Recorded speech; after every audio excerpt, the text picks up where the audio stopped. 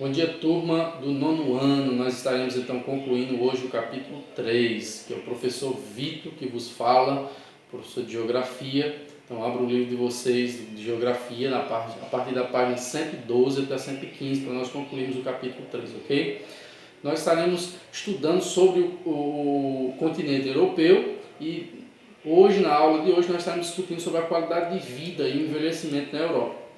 A qualidade de vida está estritamente ligado ao envelhecimento da Europa. Por quê? Nós pensamos em alguns dados da Europa. Em 2015, eram 743 milhões de habitantes na Europa, cerca de 10,8% da população mundial. O crescimento populacional europeu é muito lento, e isso vem se demonstrado ao longo dos anos. O que é que favoreceu esse crescimento tão lento assim da população europeia? Primeiro, criação, divulgação e adoção de diversos métodos contraceptivos, de anticoncepcionais, que fez com que diminuísse o número de natalidade, a baixa taxa de natalidade na Europa. E uma melhoria no sistema educacional, que essa questão do sistema educacional colaborou para que as famílias tivessem um planejamento familiar, aí diminuiu ainda mais o número de crianças nascidas ali na Europa, certo? Esse crescimento populacional baixo é chamado taxa de reprodução baixa, certo? Mas o problema não está somente aí. O problema de fato ocorre na implosão demográfica. Então, o que seria implosão demográfica, certo? É quando morrem mais pessoas do que nascem. Sim, professor, mas qual é o problema em morrer mais pessoas do que nascem? Existe algum problema nisso? Existe sim, certo? Existe sim. As pessoas na Europa estavam vivendo mais pela qualidade de vida gerada pelo bem-estar social que as economias europeias conseguiram oferecer para os seus habitantes, certo? Com isso, as pessoas vivendo mais, com um sistema de saúde melhor, um sistema de escola melhor, um sistema público melhor, tá? As pessoas acabaram vivendo mais, a população acabou se envelhecendo e acabou nascendo bem menos pessoas do que morrem pessoas na Europa. Qual o problema disso?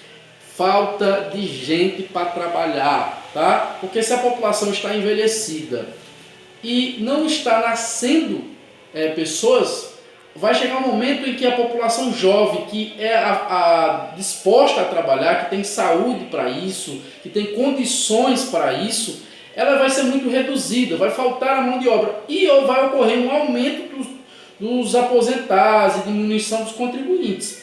Então, aqueles que contribuem são menos daqueles que precisam da contribuição. Os aposentados é um número maior do que os jovens que sustentam então essa pirâmide da aposentadoria, ok, gente? Então, menos jovens, menos contribuintes, mais idosos, mais pessoas precisando da aposentadoria. Gerou então esse grave problema. Como resolver esse problema? Houve então duas soluções a princípio. Uma foi meio que sem querer, foi a questão da imigração.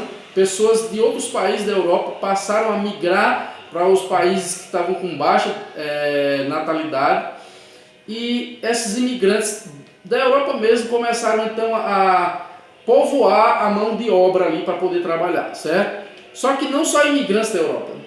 Com o passar dos anos começaram a vir imigrantes de todas as partes do mundo, da África, da Ásia, da América Latina, e começaram então a reforçar a mão de obra na Europa.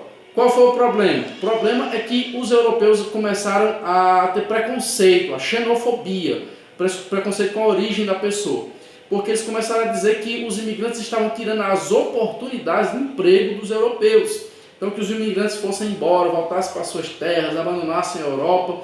Isso fez com que os governos europeus criassem leis mais rígidas e duras contra a imigração, certo? E houve então protestos nas ruas contra os imigrantes, com placas, com cartazes apoiados por empresários contrários à imigração. Sendo que a imigração de fato favorecia a questão da mão de obra europeia. Isso fez que gerasse leis que para imigrar para a Europa você tem que ser especialista em uma área. Você tem que ser formado, ter especialidade, principalmente em áreas que eles estão necessitando. Então não é tão fácil imigrar para a Europa. Você precisa ser profissional em uma área em que eles necessitam da sua função. O que é que fez com que os governos adotassem uma política de incentivo à natalidade? Então, o governo ele paga a famílias que têm mais de um filho e aumentou a Bolsa Maternidade para as mães ali na Europa. Então, elas vão receber um salário maternidade maior, num período maior, para poder, então, ajudar nas despesas do seu filho. Então, foi um incentivo do governo para poder aumentar as taxas de natalidade. Certo, gente? Então, essa foi a aula de hoje.